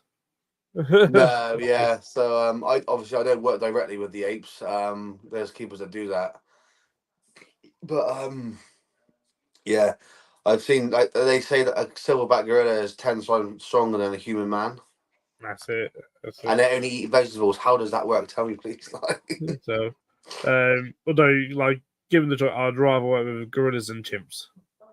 Yeah, chimps. Yeah, again, yeah, exactly. I wouldn't want to work with. I've seen chimps interact with each other. They're very vicious animals when they want to be. Orangutans. I've seen orangutans in my time. I've seen gorillas. I've seen lemurs. Lemurs are lovely. But yeah, I've seen quite a lot of animals in person, and I think tapirs are definitely one of my favourites with Babies capybaras. are fantastic things. Like, they're just lovely. Just ginormous pigs, aren't they? Really? They are indeed, but their heads are incredibly heavy when they lay them on your lap and fall asleep. See, I've And done then you're that. like, oh no, Oh no! it was a mistake to sit down in the tapir house. Oh no! Please don't sleep on me. I love it, this. Sort of thing. That was another zoo I was visiting. They're like, oh, come meet our tapirs, come meet this one. And I was like, oh yeah, cool. I'm not going to say no to giving a tapir a scratch. Sort of thing. And all of it. And before I knew, I was sat on the floor with this tapir just falling asleep on me. And I'm like, actually, you're really heavy. Yeah, please. Maybe I need Oh, to they get are up. mental. But that's all good. So that's what what is sort of the at the moment the sort of near future hold for you in terms of like your channels, connection stuff. What you got sort of things that you can say without perhaps like giving away things and stuff Yeah, like so that. with the new enclosure builds, I will be documenting them step by step, putting them out on YouTube. Obviously, there'll be the new animal coming soon, within a month. Just working out obviously the payment plan for it and getting everything ready to come home. Obviously, working on that enclosure, the temporary quarantine enclosure. And then obviously with the animals, the white tree frogs, fingers crossed, I have got some females in there. I want to start breeding white tree frogs. And I want to, because I got my female African bullfrog, I'm trying to find a male. I want to try and give that a go. I'm trying to experiment with rain chambers. And that's about it, really. And obviously, I was going to try and give cane turds a go until I realised how many eggs they lay. Yeah. I was speaking to someone at work and they was like, they're cool, but don't try and breed them because you can end up with like 25,000 little babies. Yep. And it's ridiculous how many babies they can actually have. So I'm probably going to give that one a swerve. But it's probably the same African bullfrogs, really. They do have a lot of babies. But I would try to give something different to go. Something different for the hobby, you know? I want to try and breed animals that, you don't see that often. So Absolutely. that's the Absolutely. plan, really. I want to try and make, and again, like the more unpopular animals, try and make them popular. Yep. That's my plan. And again, loads more build videos, upgrades videos, stuff like that. Just whatever, really. And I try and I'm not really a fan of the care guides because again, it's just that one person's view on how they're keeping this. It's Yeah, just so copying and pasting and from then someone I else. mean, a lot of time, like some care guys are purely like essentially this will just keep your animal alive, and Yeah, that's it, kind of yeah. thing. You need this, and this, and it'll thrive. It's not that. It's just surviving. Yeah, and it's very much just the basics just to keep it alive, and it's all like, yeah, no, we need to be aiming better than that kind of thing as a Yeah, starting point. that's why I did one video, and that was obviously about the Asian water monitor. But that again, it wasn't a care guide as such. As I said in the video, it was just how I keep it. If Yeah, anyone wants, and I was doing a non-biased video just to say, if you really want this animal, this is what is going to happen. How is they are very food-driven animals. They defecate a lot. As I find out, I'm changing his water bowl twice a day. And I have just managed to secure because again, you know how boisterous monitors can be. I've just fitted a small water pump in there for now, just to circulate some of the water out. yeah, But obviously, when it goes out there will be fucking chair, sorry. There will be UV water filters. There will be water features. There will be yucca trees, palm trees. It's gonna. That's all I can say right now. I ain't gonna say too much else. It's gonna ruin it. But hopefully, that's pretty fingers epic. crossed, it's gonna be the mutts nuts. Definitely good. Ooh, good question from Reptile Crazy Family. Going coming in with lots of good questions tonight. What advice would you give to people starting in the hobby? Really good question. Okay, so I first of all I would say like don't go online looking for research. Speak to people that you speak to that keep animals. Like if you say they message me and said, "Oh, how would you keep an Asian water monitor?" I would just go, "This is how I keep it." You can take that advice on board or not. It's up to you. Completely up to you. But do research. Talk to people that keep these animals. Don't just go and buy the animal because it's there in the shop and it looks pretty. Like, for instance, and also we both know how cheap like NAR monitors and Boss monitors are, and you can just go in and buy one and take it home. But they don't know how big that animal gets and it ends up in a home or shelter. Just do research first, and that's just down to researching how you keep really. That's just like obviously I've been keeping for a long time now, on and off with my father, myself. But it literally is just down to networking yourself really, and just finding the right people to surround yourself with, and just find a good Yeah, support network. yeah, absolutely. Yeah, research. More But research. also researching like different animals. I'm not just going, oh, don't just type into Google best beginner lizard or best beginner snake because In my it might opinion, not there's be the no best for you. beginner. There's no Yeah, beginner in my opinion. anyway, All these but animals. a corn snake may not be the snake for you. No, A raw exactly. python may not be the snake for you. A bearded dragon may not be the lizard for you, or leopard gecko might not be the lizard for you. Yeah, yeah. It's just research generally what's available, whether that's going into hopefully we can find a good store near you. Kind of thing, because and looking around and seeing what, and then going off and going right. I'll have a look at these. Let's see what they say, but then also multi-reference everything, multi-cross-reference, cross-research, ask different areas, and go right. I like to look at this animal. What does this animal need? And then go right. Does this fit with what I can provide, or does this fit with my need? What do I want from this animal that I want to get? Do I want to handle it? Well, okay, well, let's make sure that whatever I like the look of, can it be handled? No, okay, I'm not getting that. What can be handled? Kind of thing. Is this going to cost me a huge amount of electricity because it's a high heat desert dwelling and that needs it 45 degrees or whatever, or actually this one here is a bit more thermoconformic kind of thing, and perhaps doesn't need quite as high heat, so therefore so there's lots of things to kind of consider, not just for me, not just that, this one's recommended as a beginner species kind of thing. I'll get that because that, if you're not interested in that particular species, you're going to get bored of that one very, very quickly, potentially. Yeah. So and not do the best you can. Like I say, if you like the animal and you like that specific species, just go for it. But I would definitely do research and just go for the animal that you want. Otherwise, that animal is going to end up in either a rescue or it's going to end up in someone else's collection. And you never know, it may get mistreated by that person because they're not looking after it properly. So, not saying all people do it, but some people do. But yeah, I just said I've been doing this for 16 years, and I've made mistakes, but obviously you just need the right support network around you just to I don't know, just do research. Yeah, fine. Unfortunately, it seems like the days of some of when I first started, we had little reptile clubs all around the country and stuff. And now we don't. I used to go to what was called the Eastern Herpetological Society up in Norwich. That's what we done when we literally when I was sort of 7, looking at getting our first reptile and stuff, and we found there was a little reptile society club not too far away, an hour's drive away, that met up once a month. So I was like, well, let's go to that.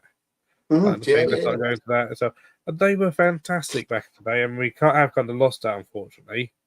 I thought the West Midlands Adult Society recently sort of folded and stuff, and that was kind of a new one that came out and was doing really, really good things and really well, and then unfortunately it's folded.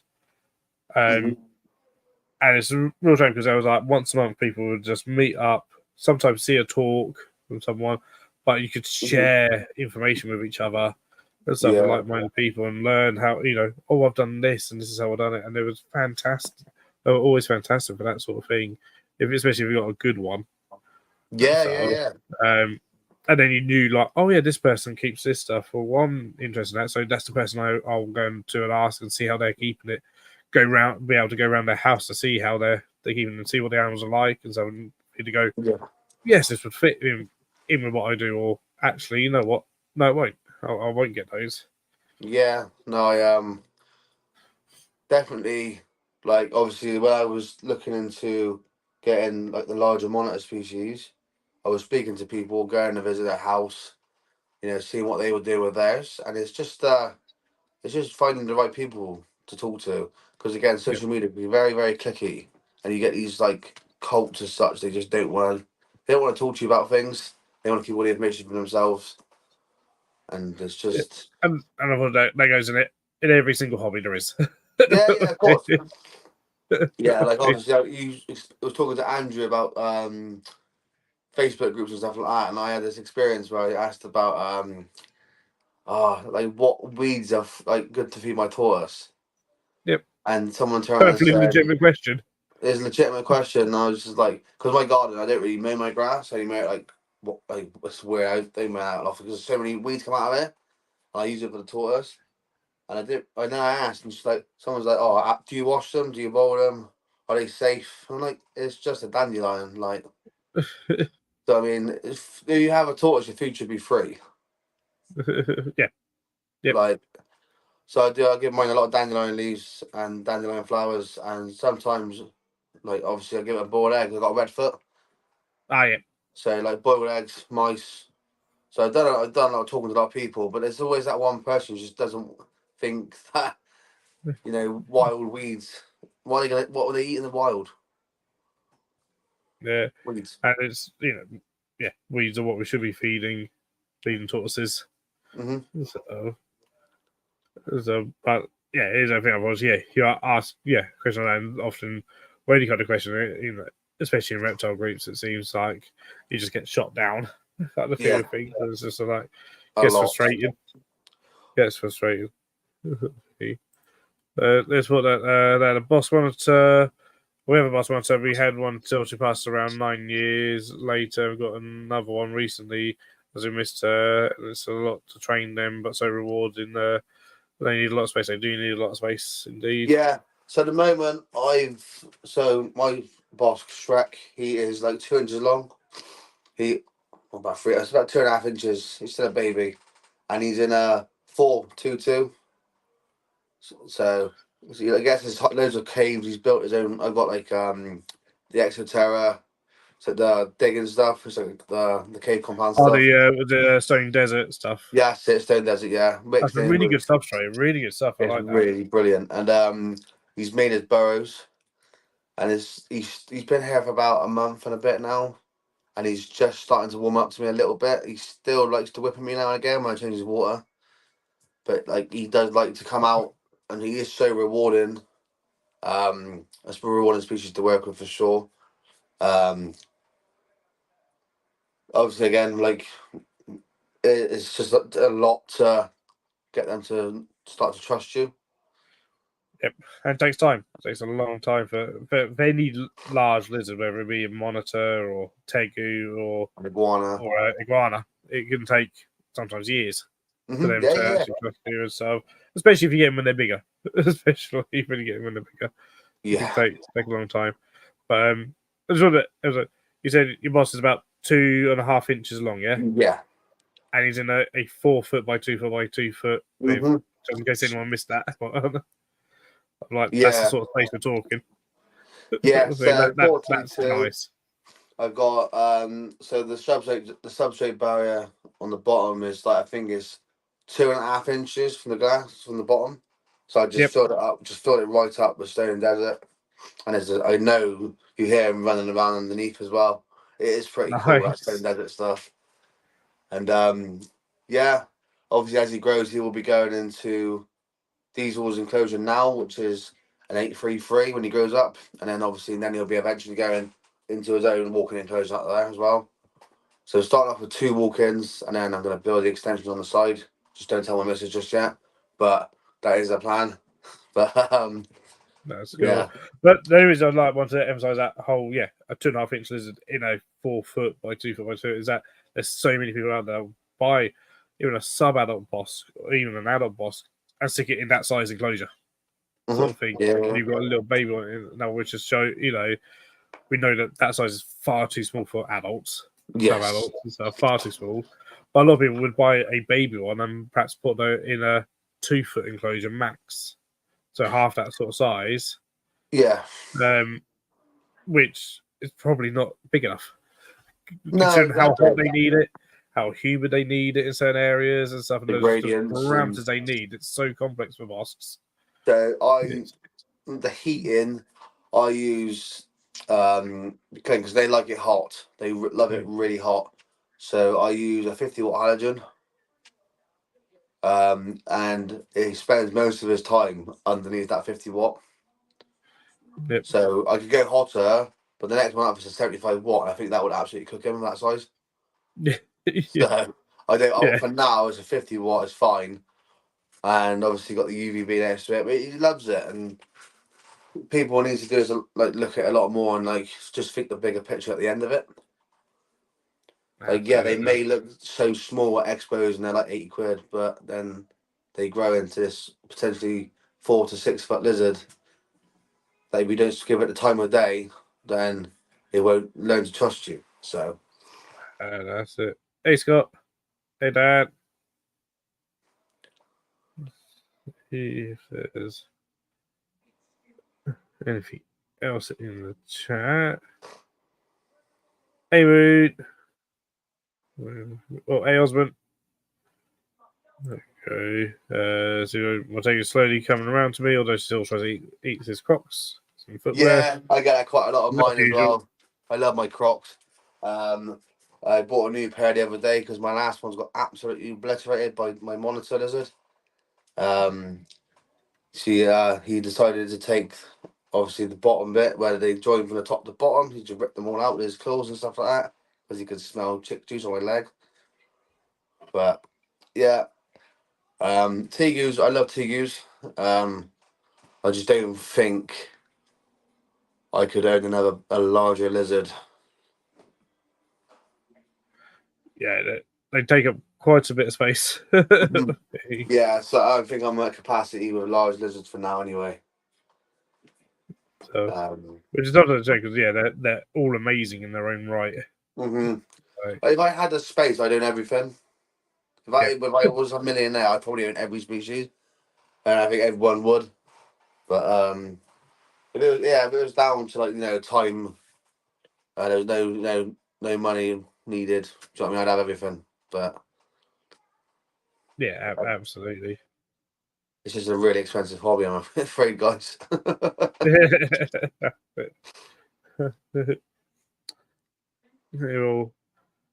Actually, 10 to 10. We're coming up to 10 to 10. That's all right.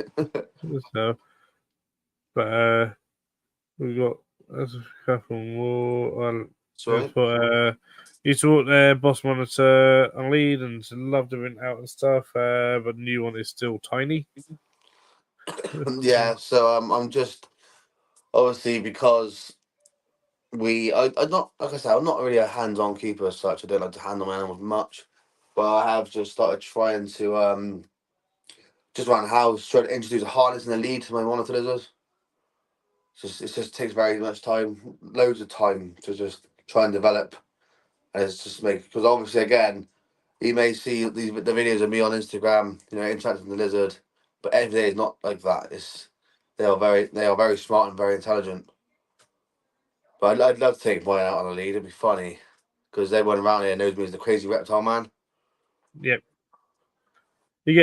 Everyone. We all get known either like crazy reptile person or snake man or lizard man or spider, Yeah. all this sort of thing. All these things. I'm like sort of the bug man of where I live. So I was like, kind of thing. I So like so everyone the always other sent me photos of various inverts. I'm like, Phil, what's this? Like, yeah, so I out obviously I live in a cul-de-sac and there's loads of kids around here going. I took one of the snakes out one day just to get some just to see shows my shows my mother-in-law and I ended up doing like a 20-minute talk with all these kids about snakes and stuff, and that's what I love about the hobby. Like people yeah, do get interested in them, and it's not a good chance to educate children. But, yeah, getting the next generation educated so they can continue on and continue to improve. yeah, So, but yeah, and everything. So do get links back in the chat again for people that haven't seen them yet to go and give you follows on various platforms. So main one is Instagram. So, but there's also TikTok and some YouTube as well. mm-hmm.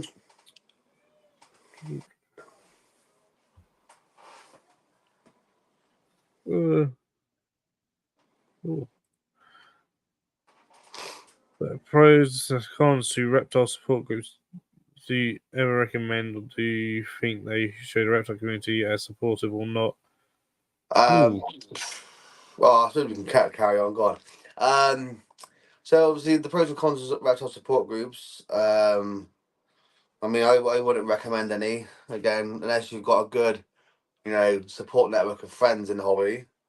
Um, as obviously as per se, like I don't really go on groups on Facebook because you ask sometimes, like I said with the tortoise thing earlier, you ask questions and there's always going to be someone to try and put you down, and I don't really think that I won't recommend any of them. If that makes sense, really. But I'd love to have, like, say, an in-person support group, where we could go and chat, like you said before, when you were younger. We need that, really. We need that a lot more than these online groups. As it's I mean, the smaller, more in person, more personal sort of groups are sometimes the better ones and stuff where Mhm. you know you can disagree with each other but still get along, kind of Yeah, thing. no, yeah. And not But some people it's just not like disagree trying and to throw don't want to get personal along with attacks you. or whatever. And it's because what works for one person may not work for another person. Yeah, no, of course. So our houses are all different to each other. What works for us in the UK, might not work for someone in the US and stuff. Hmm. So, and they're saying, or you have to have this bit of equipment. Like, well, perhaps we can't get that bit of equipment, or vice versa, and stuff. So it's always, Hmm. when sometimes when the groups become really, really big, that's where it sort of like gets a bit. I've had it sort of it loses what it had, what they would have had in the first place and stuff, where it's more discussion based or, something come up with, oh, I'm thinking of doing this and stuff. What do you think? And said, and you actually get an actual discussion rather than in some of the big groups or whatever, where people are just like, oh, you need to do your research or this, it's like, Yeah, no, they're discussing it. They're posing the question as a discussion. Let's discuss yeah. it. Kind of thing. You'd be sat there and you'd be like, oh, so what do you well, I need recommendations and stuff, and then they try to berate you for it, and it's like, I'm here asking the question, what do I need? Do you know what I mean? Yeah, And it's like, yeah. why are you berating me in front of all these people? That's it. And Whereas after, what do you you say that to your never face? got that with the little clubs and societies and stuff of going like, oh, I'm thinking of getting this. What would you recommend? You'd get people go, oh, I recommend this. I recommend that. And You know, not, oh, you should be doing this, you should be doing yeah, that. that's it. Yeah. Or here's my coach. All come around and see. Oh, I've got those. Come around and see how I keep. Hmm. Come around and see them and learn this. And they're just so much nicer. Sort of, back in the day, like.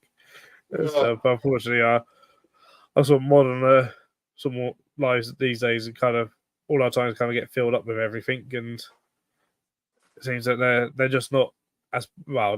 There's not the call from the wider masses. No, I think we like, if there was like a place where we could all go and sit and chat instead of just talking on the internet, it'd be brilliant. That's it. Like there's obviously you got like, the expos and stuff like that. But let's be honest, if you're at an expo, you don't really get a chance to just stand around and chat because you're busy like looking for stuff, and then you're done, aren't you? You definitely. I mean, like I go to most of them. There's a lot more invert, ones nowadays on the Royal Reptile. I mean, there's only 2 reptile ones this year. They've had at Rotherham, and that's it. I think there's a lot of things that could be improved at that show, in my opinion, Yeah, compared to the yeah, Invert yeah, yeah. shows Yeah, of and course, yeah, stuff.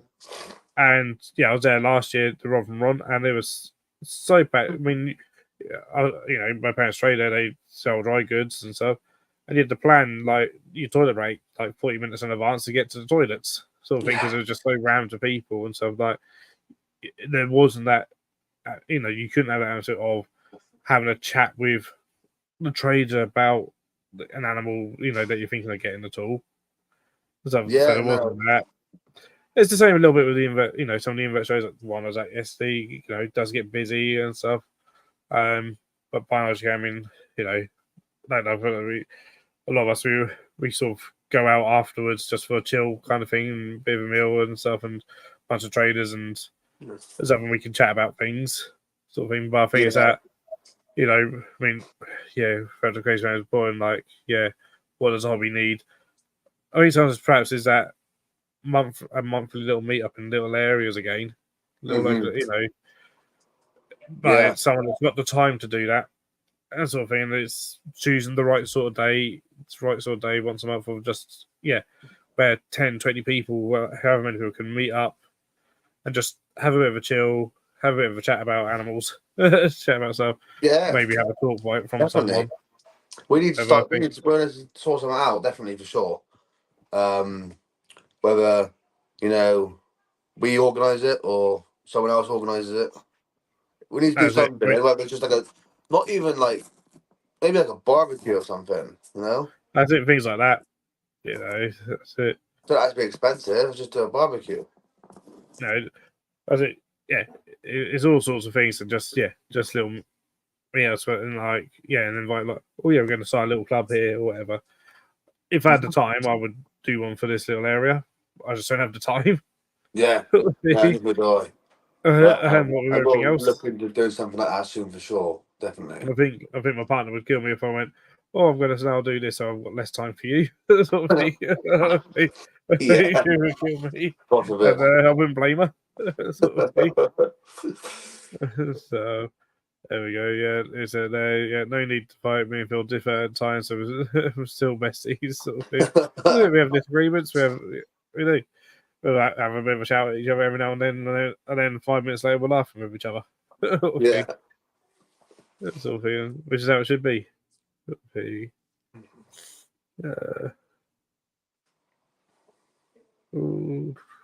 there we go. So our news basically is sorting out a barbecue meetup. Just need to find a date. Send me the details and I'll be there. It won't be probably won't be even too far because she's in Wales and Abergavenny. Yeah, it's not that far too far. Sort of thing. So probably wouldn't be necessarily somewhere that's too far. Yeah, it's not too far too far. Whereas on completely the other side of the country in East Anglia, on the Cambridgeshire-Hertfordshire border. But depending on where it is, depending on where it is, I'd be there too. And so we're just putting in that 2nd of June is the Wigan Invert Show, which absolutely is. I'll be there. So I was literally 2 weeks away. I've only just unpacked everything from yesterday. Yeah. There's like, right, well, a week of then maintaining everything and, doing any rehouses that need doing and this and the other and filming. And then it'll be like, and next week we're like, right, start packing up things again. For the take the show again. I will be doing the Bristol show. Cool. I'm there. I'm trading. Liam will be there. And a bunch of people in here will be at the Bristol show. If anyone's got any good faces, let me know at the Bristol show. Thank you. Sort of thing. We'll be there. Yeah, most of them. Yeah, Jackie. Hey, Jackie. Which sounds like a Bristol accent. Yeah. Bristol born and bred. Well, we're just coming up actually to 10 o'clock, so yeah, we'll be shutting down the stream. Yeah, no problem. The time is flying by, so no, thanks again for asking to come on. Yeah, that's fine, no problem at all. So I will be at the Bristol show. Is it July? Yes, I believe. Yes, in July. Yeah. What's the fog's calling? So I'll be at the Bristol show in July. Really loud. So yeah, I'll be there 2nd in July. I'm going to be trying to do the Rotherham show this year. Just depends on if I can get. That's next month. That's time. the 16th of June, the next Rotherham. Yeah, I'll probably do the September show. I got a lot stacked on this year, but yeah, definitely the Bristol show for inverts, and I'll probably maybe do the June show. I'm not entirely sure. It just depends on money and stuff. I'll speak to her. Yeah, when we finish stream, actually regarding the Bristol show, because I did get been asked something, and actually you may be the person to ask actually. So I'll speak to her when we finish the stream, sort of thing, or afterwards, because might be something that you might be able to do, or know someone who can do something for it. Yeah, no problem. Yeah. Right. Oh. Well, okay. Thanks for coming on. Thanks to everyone that's watched, especially from the beginning. If you haven't yet, go over and check out VivVisions on the various platforms, sort of thing, and show some love. And that's we'll have to have it on again at some point. Yeah, Hopefully definitely for have sure, another man. chat. Yeah, brilliant. Yeah. Cool. All right. Thanks, everyone. See And you later. we'll say goodnight. Bye.